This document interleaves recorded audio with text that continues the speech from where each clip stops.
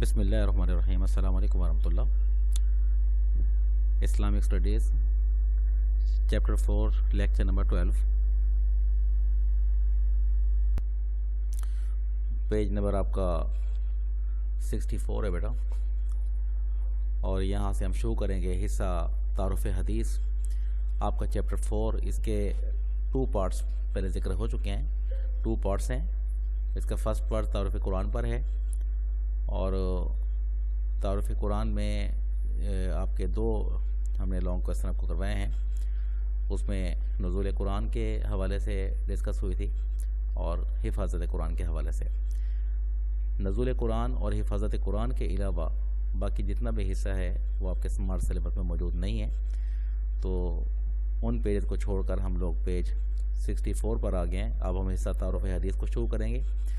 حصہ تعارف حدیث میں جو آپ کے کویسچن بنتے ہیں انشاءاللہ اس کو ہم ڈسکس کریں گے۔ سب سے پہلے جو اس کا پہلا کویسچن ہے، اس کے جو آبجیکٹیو اور شارٹ کویسچنز ہیں، پہلے ہم اس پہ ذرا اسے مینشن کریں گے۔ آپ کو بک سے ذرا ریڈ کر لیں گے، آپ بیٹا نشان لگا لیں۔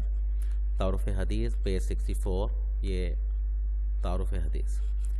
حدیث کے معنی: قرآن کریم دین فطرت کی آخری اور مکمل کتاب ہے جو حضرت خاتم النبیین صلی اللہ علیہ وسلم پر نازل کی گئی۔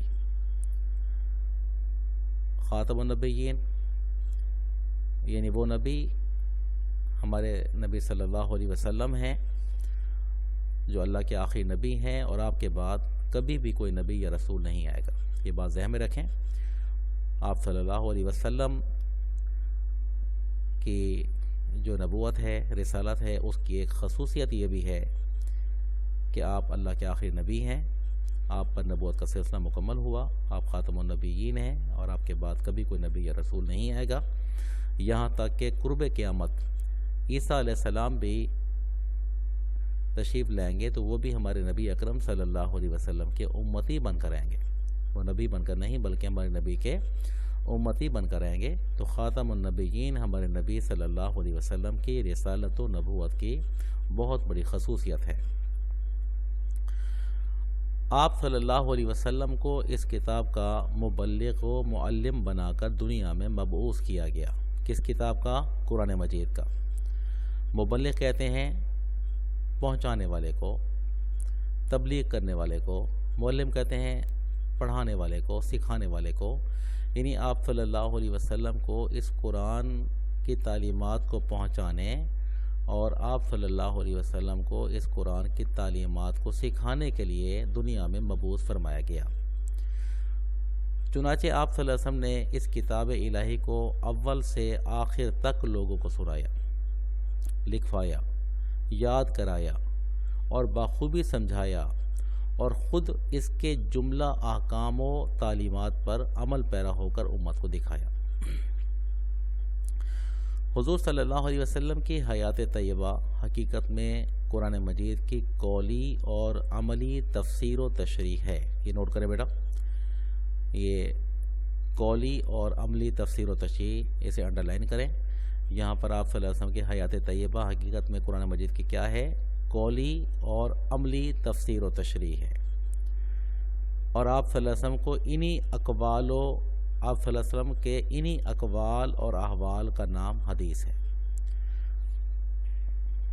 اقوال قول کی جمع ہے، اور احوال حالات کی، حال کی جمع ہے۔ حال کی جمع احوال، اور قول کی جمع اقوال۔ قول کہتے ہیں کہنے کو، اور حال جو ہے، احوال جو ہے وہ حال کی جمع ہے۔ ان کو اقوال، اللہ کے رسول صلی اللہ علیہ وسلم کے اقوال اور احوال کو کیا نام دیا گیا ہے؟ حدیث کا نام۔ انڈر لائن کریں۔ حدیث کس کہتے ہیں؟ نبی اکرم صلی اللہ علیہ وسلم کے اقوال و احوال کو حدیث کہتے ہیں۔ عربی زبان میں لفظ حدیث وہی مفہوم رکھتا ہے جو ہم اردو میں گفتگو، کلام یا بات سے مراد لیتے ہیں۔ نوٹ کر لیں، عربی میں، یہ نوٹ کریں بیٹا، عربی میں جو لفظ حدیث ہے کیا مفہوم رکھتا ہے؟ جو اردو میں ہم گفتگو یا کلام یا بات سے مراد لیتے ہیں۔ چونکہ حضور صلی اللہ علیہ وسلم گفتگو اور بات کے ذریعے سے پیام الہی کو لوگوں تک پہنچاتے اپنی تقریر اور بیان سے کتاب اللہ کی شرح کرتے، شرح مطلب ہوتا ہے تشریح کرتے، اور خود اس پر عمل کر کے اس کو دکھلاتے تھے۔ اس طرح جو چیزیں آپ صلی اللہ علیہ وسلم کے سامنے ہوئیں اور آپ صلی اللہ علیہ وسلم ان کو دیکھ کر یا سن کر خاموش رہتے تو اسے بھی دین کا حصہ سمجھا جاتا۔ اب جو یہ والا حصہ ہے، آپ ذرا سنیں دوبارہ، آپ صلی اللہ علیہ وسلم کے سامنے جو چیزیں آپ کے سامنے ہوتی اور آپ صلی اللہ علیہ وسلم ان کو دیکھ کر یا سن کر خاموش رہتے، اسے بھی دین کا حصہ سمجھا جاتا۔ اب کوئی ایسا کام جو نبی اکرم نے نہیں کیا، لیکن کوئی نیا کام ایسا آپ صلی اللہ علیہ وسلم کے سامنے آیا، نہ آپ نے وہ کام کیا نہ اس کا حکم فرمایا، لیکن کوئی ایسا نیا کام آپ کے سامنے ہوا اور آپ صلی اللہ علیہ وسلم نے اسے دیکھ کر خاموشی اختیار فرمائی، تو ظاہری بات ہے نبی کوئی بھی ایسا کام جو آپ کے سامنے ہو اور شریعت کے خلاف ہو، آپ نے نہیں کیا اور اسے کرنا درست بھی نہیں، تو اللہ کے رسول خاموش تو نہیں رہیں گے۔ لیکن ایسا کام جو آپ نے نہیں کیا اور جس کے بارے میں حکم بھی نہیں فرمایا، اور وہ کام آپ کے سامنے وہ کام ہو رہا ہے اور آپ خاموش ہیں، تو یہ خاموشی بھی دین کا حصہ سمجھی جائے گی، کیونکہ آپ کی خاموشی آپ کی رضامندی کو ظاہر کرتی ہے کہ اس کام کرنے میں کوئی حرج نہیں، تو لہٰذا اس کو بھی دین کا حصہ سمجھا جائے گا۔ مطلب کیا ہوگا؟ یہ بھی ایک طرح سے حدیث ہی کہلائے گی جو آپ کے سامنے ہوئی اور آپ صلی اللہ علیہ وسلم نے اس پر خاموشی اختیار فرمائی، تو ایک قولی حدیث ہو گئی، ایک فعلی حدیث ہو گئی، اور اس کو کہیں گے تقریری حدیث۔ کیا کہیں گے؟ اس کو تقریری حدیث کہیں گے،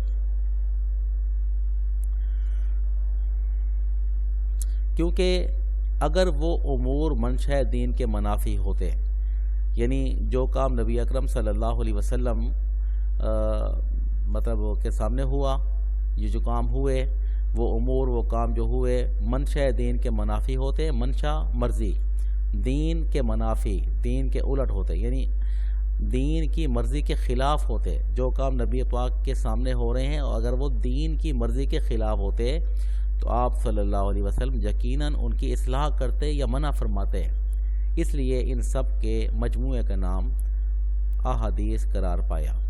اب بیٹا آپ کا جو یہ والا حصہ ہے آپ اسے نوٹ کریں، اس میں ایک تو حدیث کی تعریف بیان کی گئی ہے، حدیث کسے کہتے ہیں، حدیث کی تعریف، حدیث کسے کہتے ہیں، اگر شارٹ کویسچن آپ کو دیا جائے حدیث کے کیا معنی ہے، حدیث کا کیا مفہوم ہے، حدیث کیسے کہتے ہیں، حدیث کی تعریف کیجئے، حدیث کا مفہوم لکھیے، حدیث سے کیا مراد ہے، یہ سب ایکول کویسچن ہے، سب ایک ہے۔